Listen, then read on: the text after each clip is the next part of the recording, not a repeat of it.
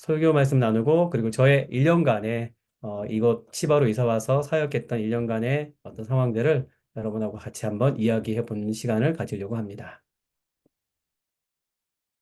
예, 창세기 14장 11절에서 16절에 있는 말씀을 가지고 오늘 말씀을 나누려고 하는데요. 제가 처음에 카시와 살롬 교회로 올 때에 두렵고 떨리는 마음이 있었습니다. 그때 마음 깊이 가졌던 것 중에 하나가 바로 하나님께서 아브라함과 함께 하신 것처럼 어, 저와도 함께 해주시겠다고 하시는 약속의 말씀을 붙들고 저는 치바로 오게 되었습니다. 그러면서 아브라함에 대한 말씀을 이제 하나씩 하나씩 묵상해 가면서 아브라함도 조금씩 변해가는 것을 이제 보게 됩니다. 그래서 오늘 어떻게 아브라함이 변했는지 잠깐 말씀을 나누려고 합니다. 먼저 그돌라오멜과 소왕국 연합의 전쟁에 대해서 좀 얘기하고 싶습니다. 오늘은 11절부터 읽었지만 1절에 보면 그 당시 엘라만 그돌라오멜과 다른 세 왕들, 두 왕들, 그리고 네 개의 소왕국 간의 전쟁이 있었습니다. 가장 큰 힘을 가진 왕국은 이제 엘라만 그돌라오멜이죠. 그리고 다른 사람들은 여러 소국들은 그런 그돌라오멜에게 어 그러니까 12년 동안 사절에 보면 2년 동안 그돌라오멜을 섬기면서 이렇게 조공을 바치고 그리고 이렇게 여러 가지 지배를 받고 있었던 그런 때였습니다. 그 소왕국들은 더 이상 조공 바치기를 싫어해서 연합을 했습니다. 그래서 소돔 왕, 고모라 왕, 그다음에 아드마 왕, 스보임 왕 이렇게 네 왕이 연합을 했고요. 어, 또 다른 네 새 왕국들은 그돌라오메가 같이 편을 먹었어요. 그러니까 지금으로 말하면 러시아하고 우크라이나하고 싸우는데 러시아 편에서는 중국 그다음에 이런 다른 나라들이 연합을 했고요. 그다음에 뭐 우크라이나와 뭐 더불어 폴란드라든지 뭐 이런 옆에 있는 인접 국가들이 함께 모여서 러시아를 반역했다. 러시아에게 공격을 했다. 이렇게 보시면 될 것 같아요. 그러니까 엘라만 그돌라오멜의 지배를 벗어나고자 오히려 그 지배를 역전시키고자 했던 소도망과 그 다음에 여러 세 왕국들의 연합, 그러니까 네 왕국의 연합이 이제 전쟁의 시작이 된 것입니다. 그런 전쟁의 시작 가운데 누가 있었습니까? 바로 롯이 있었죠. 소돔에 살고 있었던 사람 바로 롯입니다. 아브라함의 조카 롯이 소돔에 살고 있었는데 그 소돔 가운데에서 전쟁이 휘말리게 된 거예요. 본인이 전쟁하고자 하는 마음도 없었고 자기는 그저 이주민으로서 소돔에 가서 살고 있었을 뿐인데 그 땅이 전쟁에 휘말리면서 전쟁에 지게 되면서 포로로 끌려가게 되는 것입니다. 이런 전쟁에 대해서 포로로 끌려가게 되는 상황들을 아브라함은 듣게 됩니다. 듣게 돼서 집에서 훈련시켰던 종들, 사람들을 데리고 318명을 데리고 그리고 어, 같이 인근 지역에서 같이 교류하고 있었던 부족장들, 이세 형제들이죠. 마므레, 에스골, 아넬이라고 하는 요 세 사람을 데리고 같이 전쟁에 참여하게 됩니다. 그런데 전쟁에 질 것 같은데 그돌라오멜이 굉장히 막강했는데 전쟁을 이기게 돼요. 이기게 되면서 그리고 모든 것을 되찾아서 돌아오게 됩니다. 우리 아직 읽지 않았지만 그 후에 나타나는 것이 바로 멜기세덱이라고 하는 제사장을 만나서 11조, 10분의 1의 헌금을 드리는 것을 보게 됩니다. 자, 그러면 우리가 하나씩 살펴볼 것이 있는데 그것이 뭐냐면 바로 롯과 아브라함의 선택에 대한 결과입니다. 롯은 정말 자기가 잘 선택했다고 생각하고 자기가 정말 잘 이렇게 그 현실에 맞게 잘 선택했다고 생각했지만 오히려 그것이 하나님과 떨어진 선택을 했기 때문에 오히려 전쟁에 휘말리는 결과를 맞게 됩니다. 그러나 반면 아브라함은 모든 것을 놓아주고 그리고 모든 것을 욕심의 손에서 놓는 그런 뭐 성격도 그랬겠지만 그런 하나님에 대한 의지함으로 모든 상황들을 쥐려고 하지 않았었습니다. 그런데 오히려 그에게는 변화가 생기기 시작됐어요. 어떤 변화가 생기기 시작했냐면 첫 번째는 정착입니다. 그가 어디에 정착하게 되냐면 마무레라고 한 사람의 상수리 숲을 근처에서 살게 되는 겁니다. 그 이전에는 어땠습니까? 12장 우리가 살펴보면 아브라함이 가나안에 도착했지만 어떻게 해요? 점점 남방으로 내려오게 되는 거예요. 왜 남방으로 내려갑니까? 하나님께서 인도하셨다라고 생각해서 도착했지만, 인간의 눈으로 보기에는 내가 과연 여기서 잘 살 수 있을까? 내가 과연 여기서 잘 지낼 수 있을까? 두려움이 가득했습니다. 왜냐하면 작게는 소돔이라든지 뭐 이런 그돌라오멜이라든지 뭐 이런 왕국들이 있었고요. 큰 왕국들이 있었고요. 또 작은 왕국들이 이렇게 존재하고 있었어요. 뭐 조그만 부족들도 자기 나름대로의 영향권을 갖고 살고 있었기 때문에 그 안에서 내가 어떻게 이렇게 이 힘을 뻗쳐볼 그런 상황이 아니었던 것입니다. 그런 상황 가운데서 눈치를 보게 되는 거죠. 이 왕국의 눈치를 보고 저 왕국의 눈치를 보고 저 부족한테 밀려서 점점 남방으로 내려오다가 기근의 때에 이집트로 도움을 구하러 갔다가 오히려 자기 아내를 뺏길 위기까지 맞이하게 되죠. 그런 위기 속에서 어떻게 대처합니까? 자기 아내를 누이라고 속이고 거짓말하면서 오히려 자기의 어떤 임기응변 어떤 상황 속에서 벗어나보고자 나름대로 애를 쓰는 그런 연약한 모습을 보게 됩니다. 그랬던 아브라함이 어디로 도착합니까? 바로 마물의 상수리 숲을 근처에 정착을 하게 됩니다. 정착을 하게 되는데 그전까지는 어떻게 했다고요?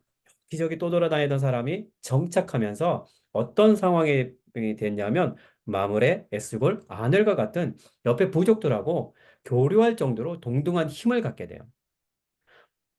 같이 도움을 받을 정도의 힘을 갖게 됩니다. 그들과 같이 교류하고 그리고 도와줄게 그러면서 도움을 받기도 하고 그리고 나중에 어떻게 해요? 자기가 전쟁에서 얻은 재물도 그들에게 나눠주기도 하는 그런 영향력을 가진 사람이 되게 됩니다. 그리고 또 하나의 변화는 무엇입니까? 그 안에 내실이 다져졌다는 것입니다. 어떻게 내실이 다져졌습니까? 그의 집안에 318명을 훈련시켰다는 겁니다. 318명을 훈련시켰다는 것은 무슨 뜻입니까? 그전에는 군사력에 의해서 이리저리 끌려다녔고 도망 다니고 그리고 두려워했던 그가 이제는 다른 사람들과 힘을 견주어 전쟁을 할 수 있을 만큼의 능력을 갖춘 사람이 되기 위해서 집에서 318명이라고 되는 사람들을 훈련시켰다는 거예요. 자기 집을 보호하고 그리고 자기 재산을 보호하고 자기 부족을 보호하기 위해서 사람을 훈련시키고 그리고 키우는 능력을 가졌다는 것입니다.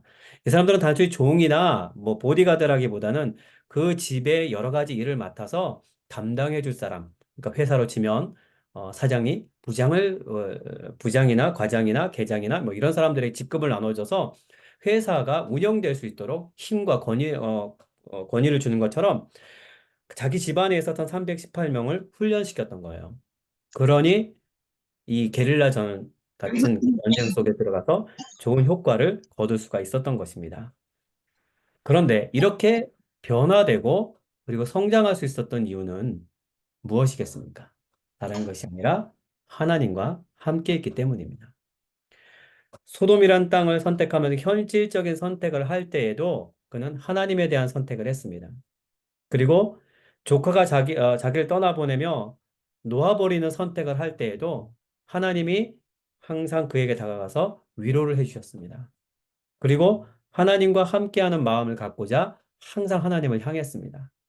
그 마음 하나 때문에 하나씩 하나씩 그의 삶이 변화가 되었다는 겁니다. 크리스찬의 삶은 변화하고 성숙하는 삶입니다. 성경은 우리에게 변화하고 성숙할 수 있도록 우리에게 끊임없이 요구하고 가르쳐 주고 있습니다. 그런데 놀라운 것은 우리의 크리스찬들의 모습이 날마다 어떤 요가를 한다든지 아니면은 마음의 어떤 어려움을 다스리기 위해서 만나 명상을 한다든지 아니면 스스로의 어떤 훈련을 한다든지 아니면은 뭔가 이렇게 자기를 극복하기 위해서 극한으로 몰아가서 어떤 극한 속에서 자기를 업그레이드 시킨다든지 이런 것이 아니라 크리스찬의 신앙은요, 변화되는 신앙은 보이지 않지만 설마 이게 어떻게 우리를 성장시켜 줄 수 있어? 라고 하는 정말 사소한 것에서부터 시작합니다.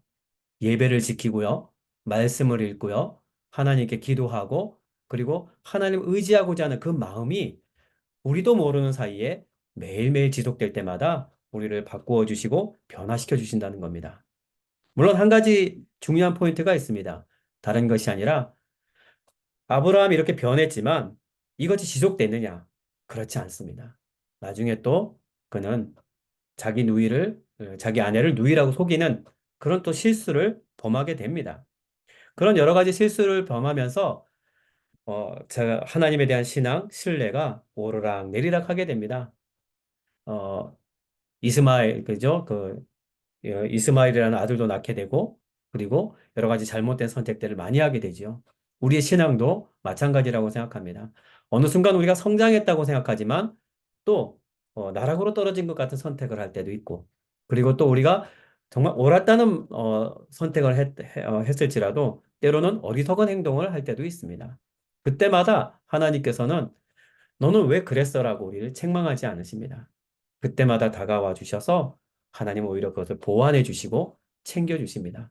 그리고 깨어진 유리들을 막 이렇게 모아 주셔서 마치 스테인드 글라스처럼 이렇게 멋지게 만들어 놓는 것처럼 모자이크를 만들어 주시는 것처럼 우리 인생을 만들어 가시고 이끌어 가 주시는 분이 우리 하나님입니다. 아브라함은 그렇게 변화되고 성숙했던 것입니다. 이 예수 그리스도를 믿는 사람들은 완벽하게 변화될 수 없습니다. 우리가 완벽하게 변화되는 것은 천국에 가는 그때입니다. 천국에 가는 그때가 돼야지만 우리는 비로소 완전히 변화됩니다. 그러나 이 땅에 사는 동안 우리는 아브라함처럼 조금씩 변해가면서 하나님의 뜻에 맞게 사는 삶을 이루어가면서 많은 사람들에게 예수 그리스도의 복음을 전하며 하나님의 나라를 우리 주변 안에 모델하우스처럼 보여주고 증명하고 그리고 사랑을 전하고 통로가 되고 하는 역할들을 우리는 하게 될 것입니다. 제가 이 말씀을 왜 전해드리냐면 저에게도 약간의 변화가 있었고 저희 교회에도 약간의 변화가 있었기 때문에 물론 저희 기도 편지를 읽어보셨던 분들은 구체적인 변화가 어떤 것이 있는지는 잘 아시겠지만 제가 1년 동안 겪으면서 어떻게 교회를 잘 운영해 나가고 어떻게 교인들하고 교회를 잘 이렇게 이끌어 나갔는지를 이제 하나씩 살펴보면서 1년간의 하나님의 은혜를 좀 나누려고 합니다. 예, 그래서 한 해를 인도하신 하나님에 대한 선교 보고를 시작하겠습니다. 예, 어, 여기는 제가 후쿠오카에서 처음에 살던 곳입니다. 어, 일본인 한 분이 보이시죠? 저분은 CCC에서 전해준 전도지를 받고 예수님을 믿으신 분이에요. 남편은 믿지 않으시는데 저희가 후쿠오카로 온다는 얘기를 들으시고 기꺼이 본인의 집을 내주셨어요. 뭐 물론 본인 사는 집은 있었지만 본인이 신혼 시절에 살았던 집, 그 집이 이제 비어 있어요. 그 비어 있는 집을 저희에게 내주셨습니다. 정말 깔끔하게 청소해 주시고 준비를 잘 해주셔서 저희한테 내주셨어요. 그리고 저희는 거기서 2년간 잘 살고 우레스노로 이사를 했지요. 그리고 이제 우레스노의 사역을 마치고 치바로 이사 가기 전 집을 구해야 되는데 집 계약이 지금처럼 이게 뭐 쉽지가 않아요. 그래서 외국인에게도 잘 세를 내주지 않으려고 하고 심사를 받아야 되기 때문에 심사받는 기간 동안 저희 이 집에 잠깐 머물게 되었습니다. 그리고 나서 이제 출발하는 날 심사가 통과하고 이제 출발하는 날 마지막 인사를 같이 했습니다. 그리고 기념으로 사진을 찍었어요. 예, 그리고, 저희는 거의, 2박 3일이죠? 2박 3일인가 3박 4일인가? 제 기억이 잘 나지 않는데, 워낙 힘든 기간이어서, 긴 시간을, 어, 큐슈, 후쿠오카에서부터 도쿄 옆 치바까지 자동차를 운전해서 가족들끼리 움직였습니다. 그래서 왼쪽에 보이는 뭐 경찰차도 보이죠? 왼쪽에 보이는 휴게소가 있는데 그 휴게소에서 잠시 사진을 찍었습니다. 예, 저기는 야마나시라는 곳이고요.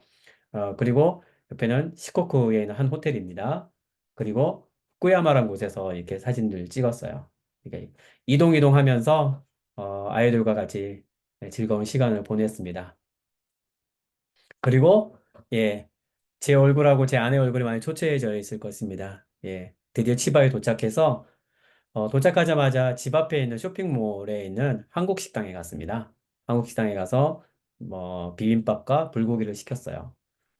일본인에 맞는 맛이 나는 한국 식당이었어요. 어쩐지 한국 사람들이 많이 안 오더라고요.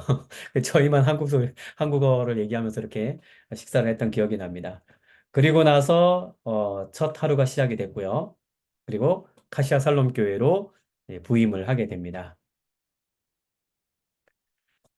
첫 행사가 민나노 콘서트라 그래서 모두의 콘서트에서 좀 전도 초청 집회를 했어요. 제가 준비한 건 아니고 먼저 있었던 교인들이 준비를 했던 것이에요. 그래서 이 쿠바인 성도가 있죠. 이분이 라틴 음악 이렇게 하면서 중간중간 찬양도 섞고 복음도 전하면서 이렇게 초청 집회를 했습니다. 그리고 5월 달 마지막 주에는 송별회를 했습니다. 저 먼저 계셨던 나가타 뭐 사다키 센세가 이제 저에게 이 교회를 이제 위임시켜 주시고 저는 이제 새로운 목사로 취임하면서 목사님에게 감사합니다. 잘 가십시오. 안녕히 가십시오. 그동안 감사했습니다는 송별회를 하고 이게 사진을 찍었습니다.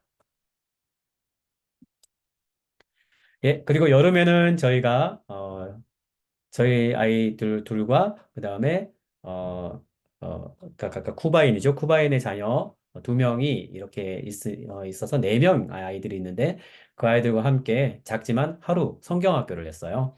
그래서 이렇게 그림책 이야기도 보여주고 그다음에 게임도 하고 예. 어, 스이카엘이라 그래서 그러니까 뭐라 그럴까 수박 내려치는 게임 있죠. 뭐 그런 게임도 하고 그다음에 물에다가 풍선 건져내는 게임 등도 하고 그리고 같이 기도회도 하고 성경 공부도 하고 이렇게 아이들하고 같이 성경학교를 하게 되었습니다. 그리고 가을이 되어서는 치바에 교회들이 다 모여서 음악회를 할 때 저희 교회도 참여를 하게 됐습니다. 저도 참여를 해서 같이 이렇게 찬양을 했는데요. 예, 그리고 가을이 깊어가면서 저희가 또 음악 콘서트를 한번 더 했습니다. 예, 이때도 역시 쿠바인의 라틴 음악과 함께 이제 중국어 찬양도 했고요. 한국어 찬양도 하게 됐습니다. 고맙고 감사한 것은 저희 아이 유치원 선생님들이 다 오셨어요. 와주셔가지고 이렇게 앞에 쭉 이렇게 앉으셔가지고 이렇게 다 이렇게 같이 찬양도 들으시고 라틴 음악도 들으시고 복음도 듣고 가셨습니다. 어, 그리고 나서 저희는 이제 야외 예배를 드렸습니다. 예, 코로나가 끝나고 처음으로 드린 야외 예배였죠. 제가 정보를 잘못 들어서 야외 예배를 합시다라고 했는데 그분들이 반론을 안 하시더라고요. 우린 야외 예배를 드린 게 아니라 소풍만 갔어요. 예배를 드리고 소풍을 갔습니다. 이렇게 말씀해 주셨으면 제가 소풍만 갔을 텐데 야외 예배를 드리죠. 2년 만에 제가 딱 그랬더니 아무 말씀 안 하시고 그냥 야외 예배를 가셨어요. 일본 분들이 말이 없으세요. 그러니까 어, 다 같이 다 와서 끝나고 나서 얘기해 줬어요. 아, 야외 예배 이렇게 드리니까 좋네요. 저희는 처음이에요. 그런 거예요. 깜짝 놀랐습니다. 2년 전에 드리지 않아, 3년 전에 드리지 않았어요. 아, 소풍만 왔대요. 예배는 드리고 따로 출발했다고 합니다. 그런데도 야외 예배 같이 참여해 주시고 그리고 새로운 분도 오셔서 같이 예배를 드리게 되었습니다. 크리스마스 때에는요, 저희가 이 장로님, 지휘하신 분이 장로님이신데, 장로님 댁에 저희를 초청해 주셔서 크리스마스 칸타타를 준비했습니다. 예, 예, 저희 아이가 크리스마스 예배를 위한 준비를 하게 되죠. 예, 저희 아내가, 유치원에 이렇게, 가면서 이렇게 사교성이 되게 좋아요. 예, 저는 굉장히 운둔형인데, 제 아내는 저와 반대이기 때문에, 어딜 가든지 항상 친구를 만들어 옵니다. 그래서 유치원에 갔는데, 아이 친구의 엄마를 만난 거예요. 그 엄마를 만나서 한참 얘기하다 보니까, 어, 그 엄마의 어머니, 아까 그 친구의 할머니죠. 할머니가 한국을 너무 좋아하시는 거예요.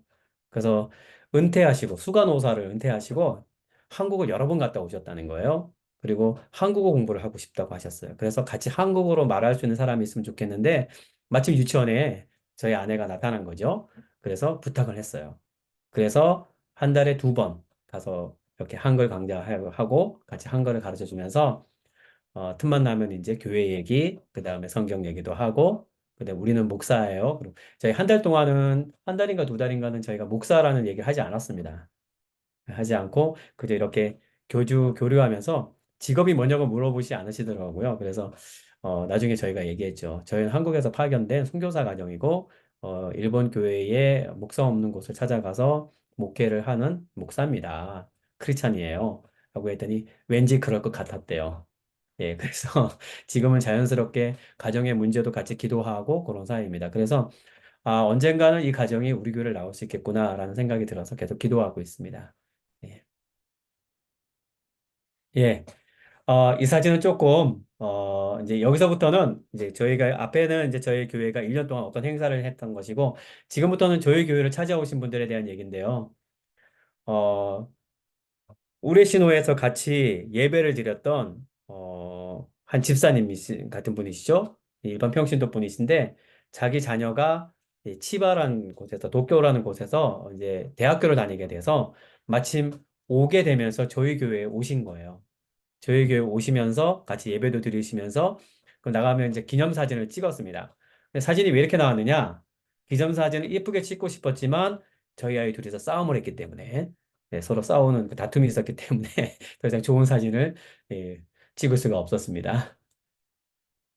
예, 그리고 저희 아내가 CCC 출신이었기 때문에 CCC를 통해서 관계 맺은 사람들이 곳곳에 이제 살게 됐습니다. 그래서 어, 옆에 저희가 이제 치바고요. 치바현이고 치바현 옆에 이바라키현이라는 곳인데 차로 한 15분만 가면 이바라키현이에요. 거기에서 사는 CCC 출신의 부부가 저희를 초청해 주셨어요. 그래서 같이 가서 얘기하면서 저희 사역 얘기도 하고 그리고 사는 얘기도 하고 그러면서 함께 교제를 했던 그런 기억이 납니다. 예, 이분은 제 아내가 다니던 직장의 상사였었던 분입니다. 그러니까 선교단체의 대표였었던 분이셨는데, 그 대표였었던 분은 돌아가시고, 그 사모님이 이제 자녀들을 이제 위해서 잠깐 이제 자녀들이 일본에 살기 때문에 일본에 잠깐 오시면서 저희를 불러주셨어요. 그래서 근처에 사는 선교사님 가족도 불러주셔서 같이 이렇게 식사하면서 저희를 위해서 기도해 주시고 그리고 많은 또 여러 가지 격려도 해 주셨습니다. 예, 그리고 저희 선교단체 본부에서 직원들이 이제 리트릿을 오면서 일본을 왔습니다. 그래서 저희 교회도 방문해 주시고 그리고 같이 이런저런 얘기도 해 주셨습니다. 예, 예전에 저희가 우레시노에 있을 때 청년들이 두 명이 왔는데 그 청년 둘이서 결혼을 하게 됐어요. 그리고 신혼여행을 물론 좋은 데로 갔지만 그 사이에 저희를 방문하고자 치바로 왔습니다. 결혼식이 끝나자마자. 그래서 저희 가정에 왔고 저희 교회에 와서 같이 예배드렸고 그리고 저희에게 좀 기도를 해주십시오라고 하면서 같이 함께 기도하고 그랬던 기억이 납니다. 큐슈에서 봤던 젊은 청년 시절에 만났던 두 사람을 이제 부부가 돼서 만나는 그런 경험도 하게 됐습니다. 예, 제 아내가 이제 청년 시절에 만났던 분도 와서 같이 예배 드려주면서 그러면서 멀리서 이렇게 큐슈 후쿠오카에서 이제 와 주셔서 같이 식사하고 플러스로 이제 특송을 해주시기도 하셨습니다. 예, 저희 담임 목사님 부부가 오셔서 제가 어떻게 잘하고 있는지 못하는지 예, 감시하려고 왔다고 이제 오면서 예, 못하면은 한국으로 다시 끌어와야지 하시면서 앞으로 저를 파송해 주셨던 세과천 교회하고 같이 교류하면서 서로 함께 힘냅시다라고 하면서 이렇게 은혜를 나눴던 기억이 납니다. 교회는 여러 가지 변화가 생겼는데요. 딱딱하게 예배만 드렸지만 중간중간에 이렇게 악기로 두드리면서 타는 특송을 시작하게 되었습니다. 네, 그리고 주일학교가 올해 4월부터 시작이 됐어요. 간단하게 예배 드리고 물론 이제 저희 아이 둘이 주로 예배를 많이 드리지만 쿠바인 그 아이들이 왔을 때도 이제 같이 예배를 드리며 이렇게 끝나고 활동을 하게 됩니다. 그리고 최근에는 민나노 콘사토라고 해서 외부인을 초청하는 집회가 아니라 저희 교인들끼리 서로 격려하고 그렇게 서로 응원하는 그런 집회를 갖게 되었습니다. 그리고 이제 7월 달에는 예, 함께 꿈꾸는 교회란 곳에서 청년부가 13명이 단기 선교로 오게 돼요. 오게 돼서 전도하고 주일학교도 하고 교류회도 하고 전도 집회도 할 예정에 있습니다. 예, 함께 꿈꾸는 교회는 이찬수 목사님이 목회하는 교회에서 예, 20 몇 개 교회인가요? 예, 이제, 이제 그걸 하잖아요. 뭐죠? 이렇게 가지교회처럼 이렇게 예, 분립을 시켰는데 그 교회 중에 한 교회입니다. 용인에 있는 한 교회예요. 그 교회에서 이제 어떻게 연결이 돼서 저희 교회로 와주시기로 해서 지금 계속 준비하고 그러고 있습니다. 지금까지는 이렇게 해서 저희 교회를 방문해 주시고 방문해 주실 분들에 대해서 얘기를 했고요. 제가 교회에서 이제 우리 교인들하고 어떻게 지내는지를 볼게요. 저희 교회 40대가 딱 3명, 40대 남자가 딱 셋이 있는데, 저하고, 그 다음에 화항상 또, 그리고, 요해상 3명입니다. 아시겠지만, 이름을 들어서 아시겠지만 다 외국인들이에요. 40대가 외국인 딱 3명입니다. 어, 저가 있고요. 한국인이 있고, 화항상은 중국인입니다. 저기, 신장 위구르에서 오신 소수민족이고요. 그 다음에, 요해상은 쿠바인이에요. 쿠바인이고 굉장히 똑똑한 친구인데 음악적인 활동을 하는 그런 친구입니다. 그래서 제가 불렀어요. 불러가지고 같이 식사합시다. 그래서 정말 맛있는 한국 그 식당으로 데려갔어요. 그래서 저는 짜장면을 먹었고요. 예, 요엘상은 순두부, 그 다음에 황상은 김치찌개를 먹었습니다. 전부 맛있게 먹었다고 맵지 않았다고 이렇게 얘기를 하더라고요. 혼자 지내시는 이지상이라는 분을 자주 찾아뵙습니다.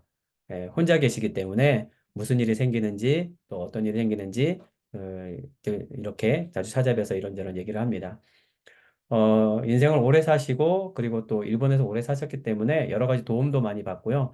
교회가 여러 가지 어려움이 있을 때 참 명쾌하게 지혜로운 어떤 결정을 내주시는 분이세요.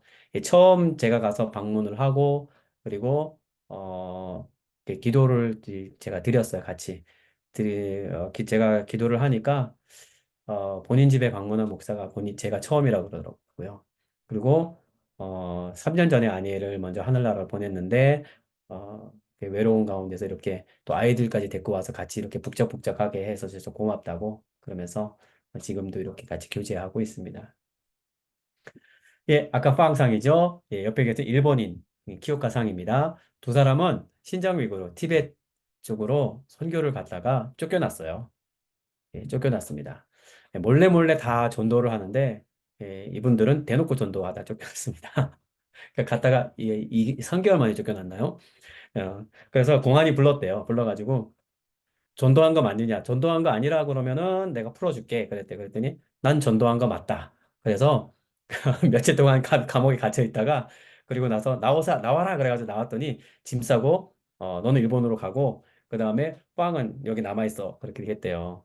그랬더니 우리는 부부다. 떨어질 수 없다. 그러면은 둘 다 일본으로 가라. 그래서 둘이서 일본으로 왔습니다. 정말 정말 진짜 아무런 도움 없이 일본으로 와서 와가지고 어떻게 생활해야 될지 모르니까 그 어머님이 살던 집에 들어가서 살기 시작했고 그리고 중국으로 다시 돌아갈 날만을 1년 동안 기다렸는데 도저히 문이 열리지 않아서 어쩔 수 없이 그냥 이제 원래는 유치원 선생님이셨어요. 그래서 유치원에 복귀를 하고 이분도 틈나는 대로 밭에 가서 일하기도 하고 농사도 짓기도 하고 이렇게 하면서 생활을 하고 있습니다.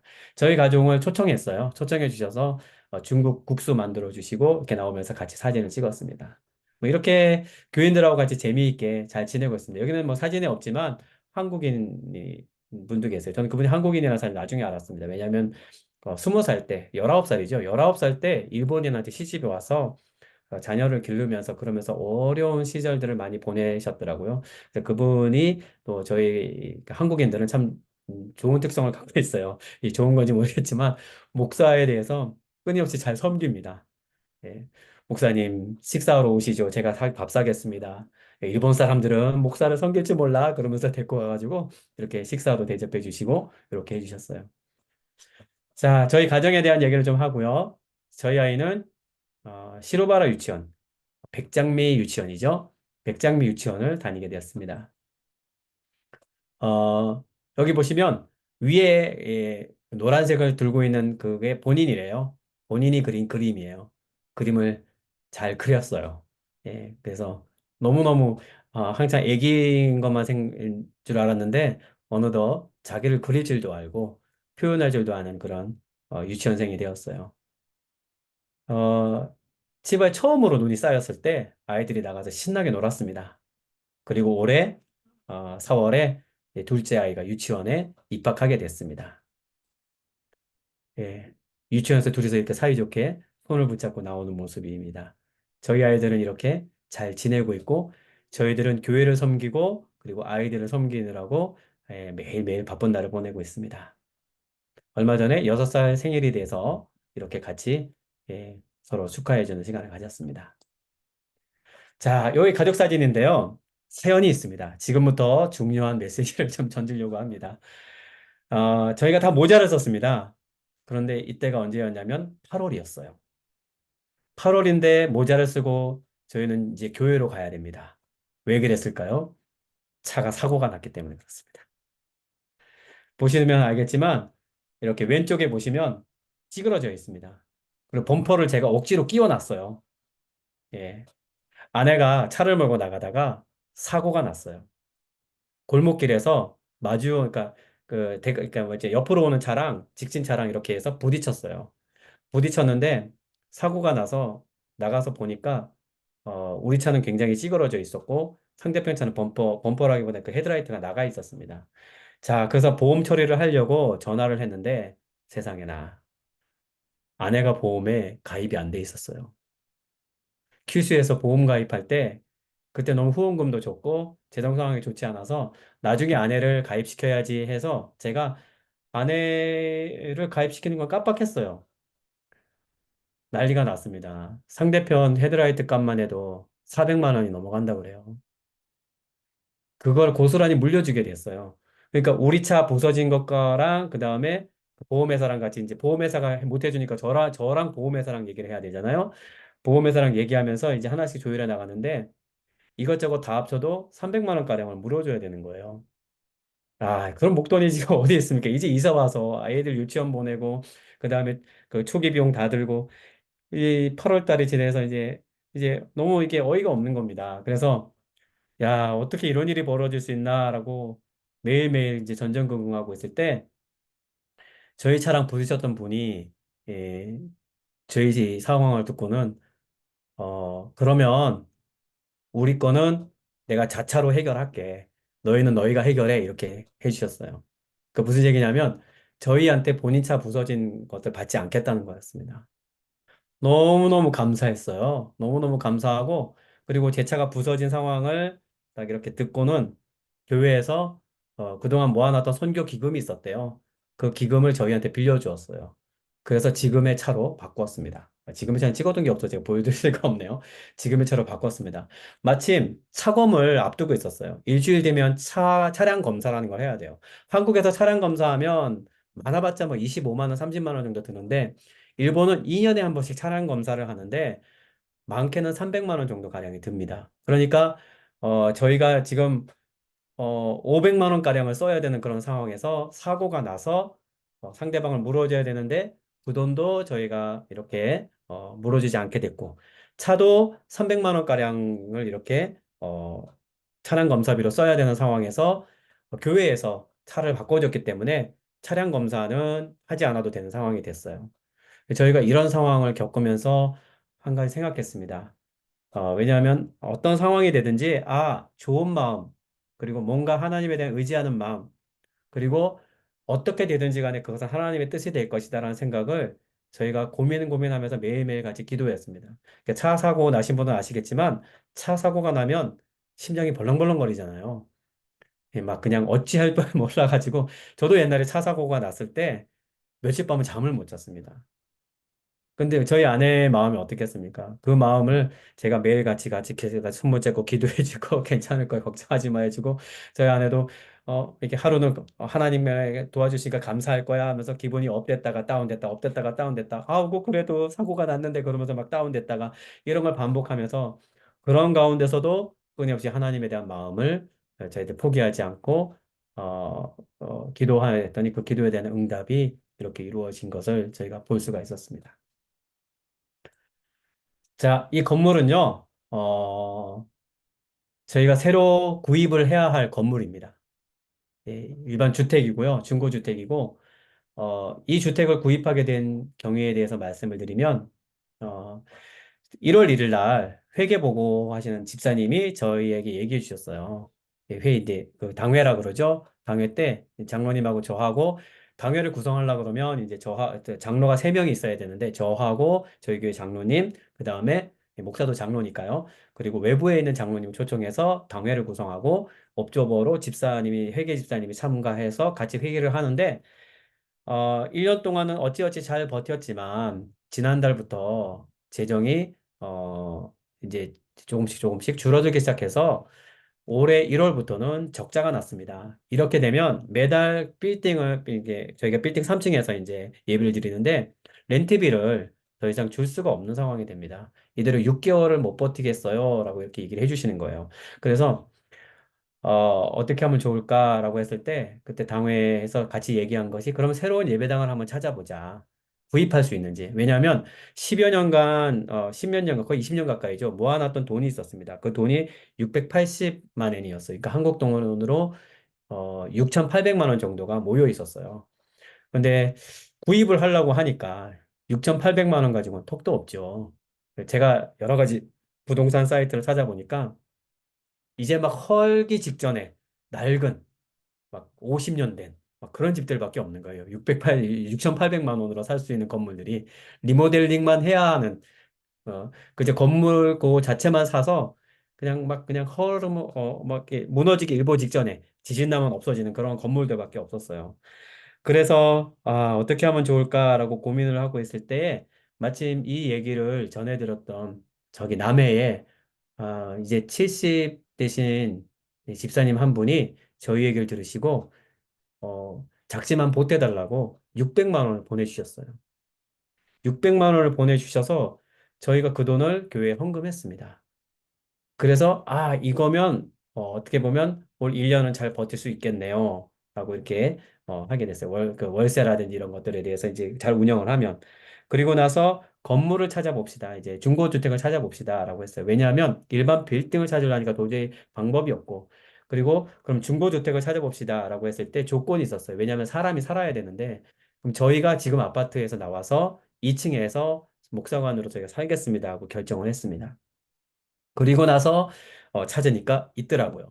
저희가 해야 될 그런 것들이. 그리고 나서 어, 그런 건물들을 찾으면서 같이 회의에 참석해 주셨던 이웃교회 목사님이 교단에서 1억 원 정도를 빌릴 수가 있으니까 한번 신청해 보지 않겠느냐라고 해서 1억 원 정도를 빌리게 되었습니다. 그리고 나서 여러 가지 그 심사, 역시 은행에다 돈 빌리는 거랑 거의 똑같더라고요. 그러면서 재정 보고도 해야 되고 회의에서 전원 일치가 됐을 정도로 해야 되고 뭐 이런저런 준비를 하느라고 3월 달 내내 보냈던 기억이 납니다.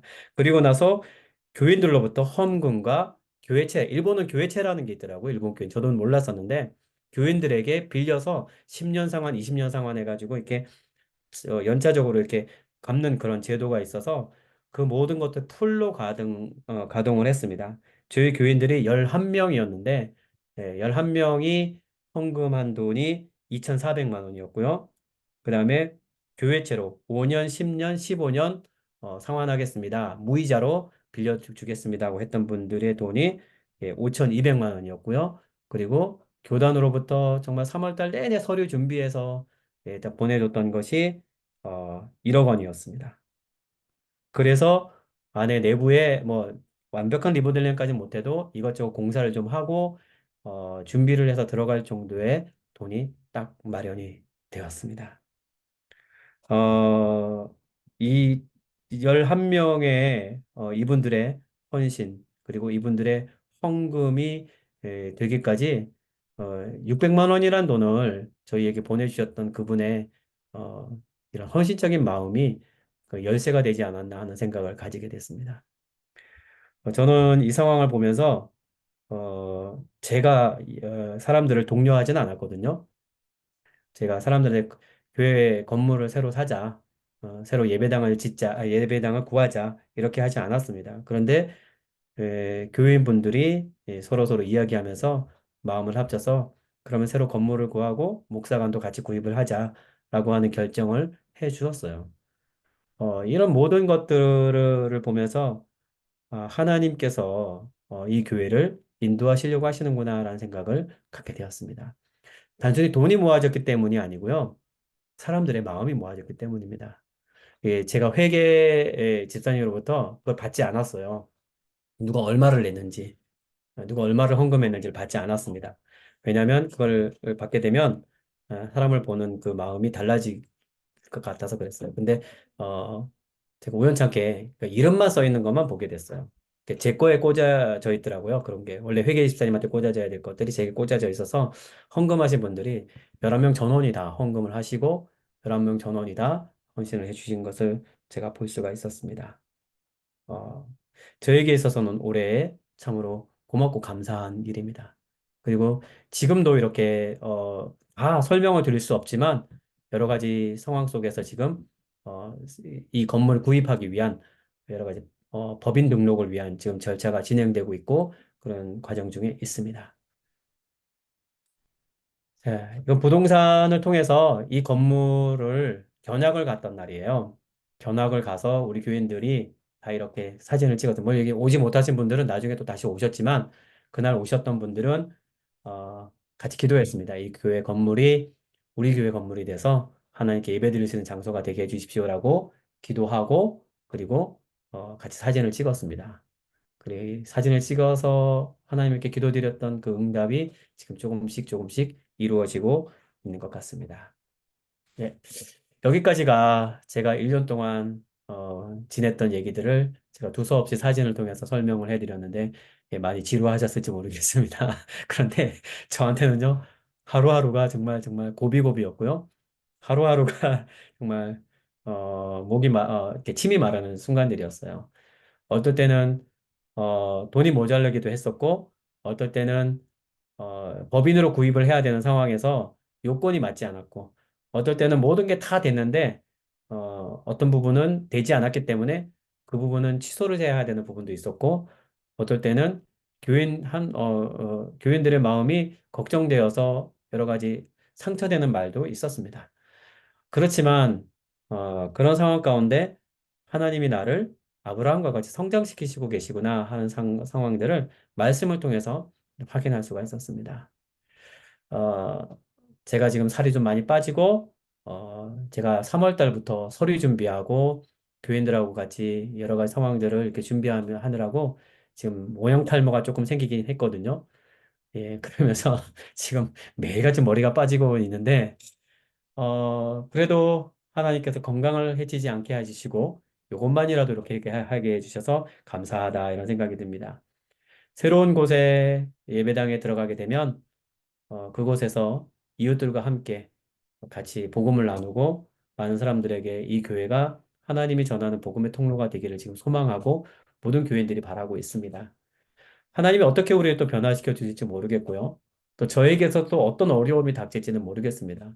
근데 1년 동안 다른 교회에서 한 10년 있어야 될 일들이 저한테는 1년 동안 벌어졌기 때문에 하나님이 저희 가정과 저희 교회 식구들을 통해서 어, 또 어떤 일들을 이루어 가실지 제가 기대가 되고 또 기도하고 그리고 또 소망하고 있습니다.